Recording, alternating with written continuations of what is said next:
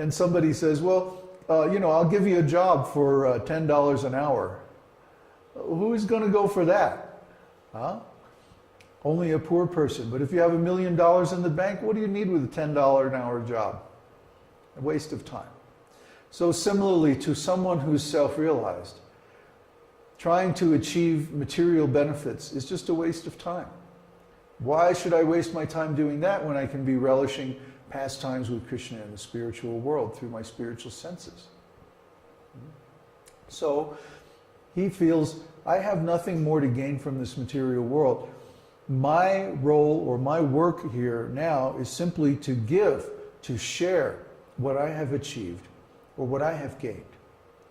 And in the hope that people will appreciate this wonderful science of devotional service, the acharyas, or the spiritual teachers, the master teachers of the lineage of the esoteric teaching, give this teaching for free to anyone and everyone, because it's actually our birthright. Just like Prabhupada tells the story, there's the son of a rich man loitering in the street. Maybe he's drunk or he's stoned or something, and he's forgotten how to go home. He's forgotten that his father is rich. He can just go home and everything will be all right. Instead, he's like hanging out in the street, and he's hungry and dirty and tired.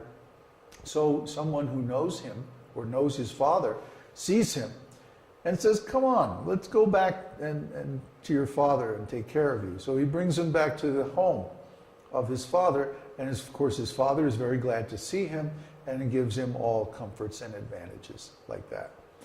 So similarly, we are all children of the Supreme Personality of Godhead. Krishna says right here, all living beings in the material world come from Lord Krishna at the beginning of the creation. Krishna is the eternal original father of all living entities. Bhutanam yo vyaya pita.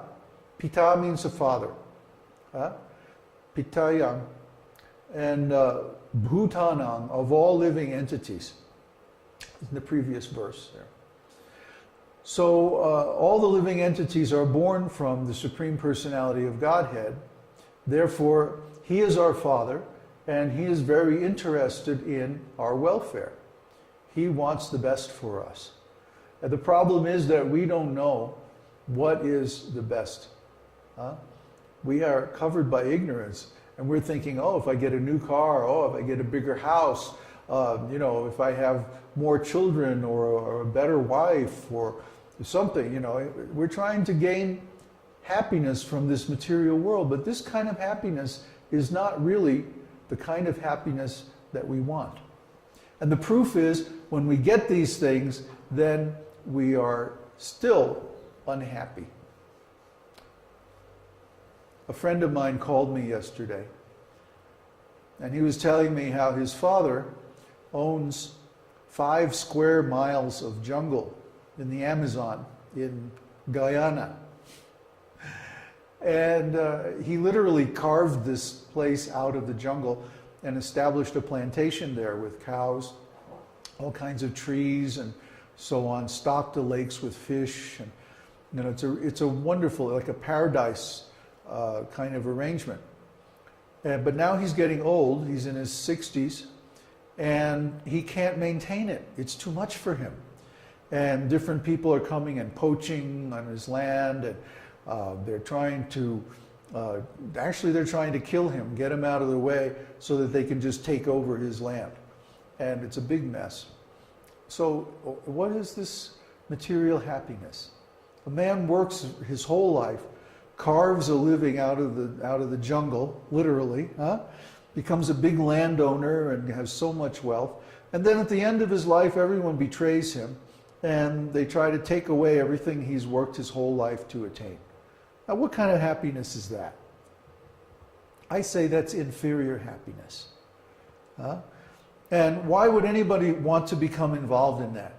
He was saying, why don't you and I go down there and take over this big piece of land and make it into a spiritual community or something? And I would say, are you kidding me? Who would want to get involved in a situation like that? The more possessions we have, the harder we have to fight to keep them. All I want is to sit down under a tree and chant Hare Krishna. I don't want all these complexities. Why would you want to walk into the middle of a war like that? A war over material property, a war over material possessions, wealth, fame, power. This is not what we're meant to enjoy. We're meant to enjoy our original relationship with Krishna. So I was advising him, especially I was looking at his chart and he's in Saturn period. And if he takes on something like that in Saturn period, oh boy. Saturn period is meant for spiritual discipline. And if you don't take that advice, if you don't learn that lesson during Saturn period, Saturn will just destroy you. He'll take everything away from you. So I always advise people who are in Saturn period that they have to be very disciplined. They have to do sadhana. Forget about material pleasures and material gain. It's not going to happen. Or if you get it, then it'll be taken away from you. That's Saturn. Saturn will allow you to gain a high position and then make you fall down. That's Saturn. So these things are there in the material world to teach us. Saturn is a kind of guru. Jupiter is one kind of guru. Venus is another kind of guru. Saturn is a third kind of guru. Actually, all the planets are gurus. They are different aspects of the Supreme Lord. And that's what we're learning in Jyotish, that everything that happens, all the aspects of the material energy, all the different qualities of transformations in the material world are only to teach us this one lesson that Krishna sums up so nicely, Sarva dharman parityaja mam ekam sharanam vraja. Give up all different varieties of religion and just surrender unto me. And then the result is there. He will take away all of our sinful reactions. That means he also takes away all of our bad karma and good karma. So we may wind up living a very simple life, but we'll be happy. And that's the real point.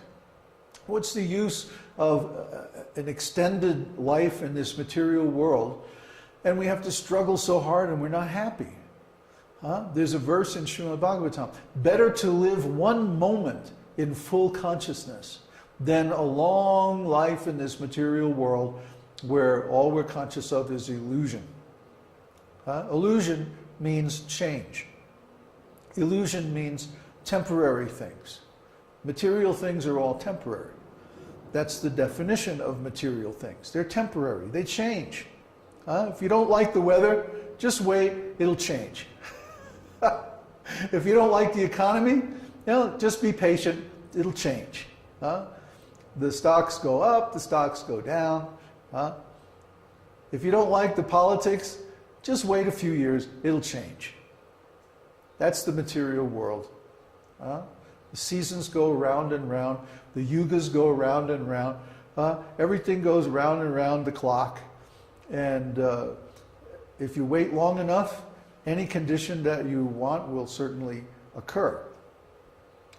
But the point is, those things that change, those things that are impermanent, are not real. For example, take this body.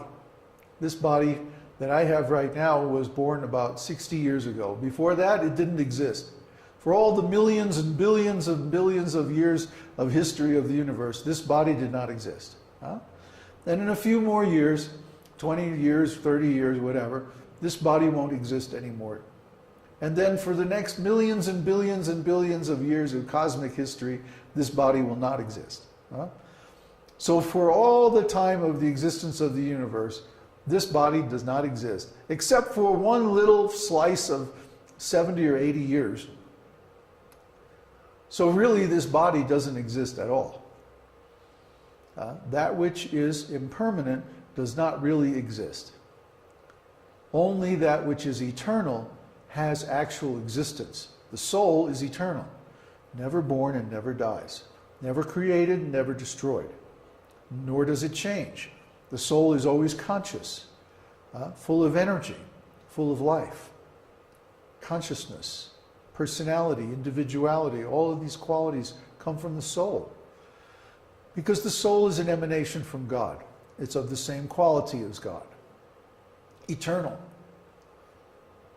Eternal means unchanging, never destroyed. So that which is eternal really exists. Of course, those things are all spiritual. So for someone who is conditioned by material consciousness, it seems like the spiritual existence is a dream, and only this material world is real. But to someone who's in spiritual consciousness, it's the other way around. Only the spiritual world is real, and this material world seems like a dream. It seems like yesterday I was a teenager playing in a band and working my way through college and traveling,